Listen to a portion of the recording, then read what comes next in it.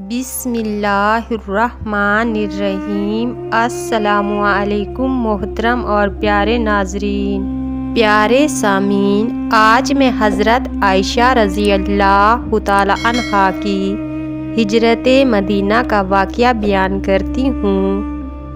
اس واقعے کو ثواب کی نیت سے اپنی سماعتوں کی نظر فرمائیں۔ ام المومنین حضرت عائشہ رضی اللہ تعالی عنہا نکاح کے بعد تقریباً 3 برس تک اپنے والدین کے گھر میں رہی۔ ان 3 سالوں میں سے 2 سال 3 مہینے مکہ مکرمہ اور 7 یا 8 مہینے ہجرت کے بعد مدینہ طیبہ میں گزرے۔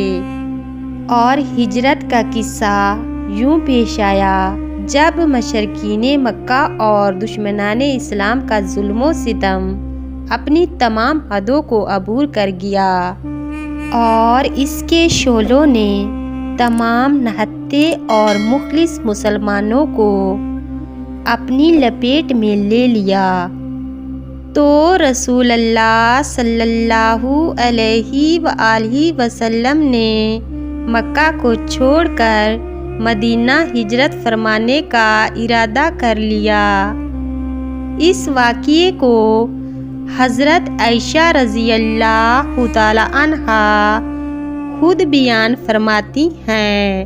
رسول اللہ صلی اللہ علیہ وآلہ وسلم کا روزانہ کا معمول تھا کہ آپ صلی اللہ علیہ وآلہ وسلم ہر روز صبح یا شام کے وقت ہمارے گھر تشریف لایا کرتے تھے۔ ایک دن دوپہر کے وقت آپ صلی اللہ علیہ وآلہ وسلم چہرہ انور پر چادر لپیٹ کر خلاف معمول ہمارے گھر تشریف لائے۔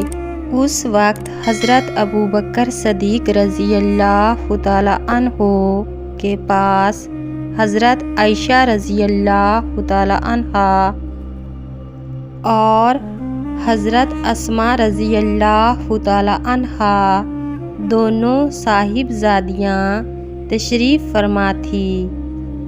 حضرت صلی اللہ علیہ وآلہ وسلم نے پکار کر فرمایا کہ ابو بکر ذرا پاس سے لوگوں کو ہٹا دو، میں تم سے کچھ ضروری باتیں کرنا چاہتا ہوں۔ حضرت ابوبکر صدیق رضی اللہ تعالی عنہ نے عرض کیا کہ یا رسول اللہ صلی اللہ علیہ وآلہ وسلم، یہاں کوئی غیر موجود نہیں ہے، صرف آپ ہی کے اہل خانہ موجود ہیں۔ آپ صلی اللہ علیہ وآلہ وسلم تشریف لائیے۔ چنانچہ رسول اللہ صلی اللہ علیہ وآلہ وسلم تشریف لائے اور ہجرت کا خیال ظاہر فرمایا۔ حضرت عائشہ رضی اللہ تعالی عنہا اور حضرت اسماء رضی اللہ تعالی عنہا نے مل جل کر سامان سفر کی تیاری کی اور آپ صلی اللہ علیہ وآلہ وسلم اور حضرت ابوبکر صدیق رضی اللہ تعالی عنہ نے اپنے وطن کو خیر آباد کہتے ہوئے مدینہ شریف کا رخ کیا اور اپنے تمام اہل عیال کو مکہ مکرمہ میں دشمنوں میں ہی چھوڑ دیا۔ اور جب مدینہ شریف میں حالات سازگار ہوئے تو آپ صلی اللہ علیہ وآلہ وسلم نے اپنے اہل عیال کو مدینہ لانے کے لیے حضرت زید بن حارث رضی اللہ تعالی عنہ اور اپنے ایک غلام حضرت ابو رافع رضی اللہ تعالی عنہ کو مکہ مکرمہ کی طرف روانہ کیا۔ اسی طرح حضرت ابو بکر صدیق رضی اللہ تعالیٰ عنہ نے بھی ایک آدمی کو مکہ مکرمہ بھیج دیا۔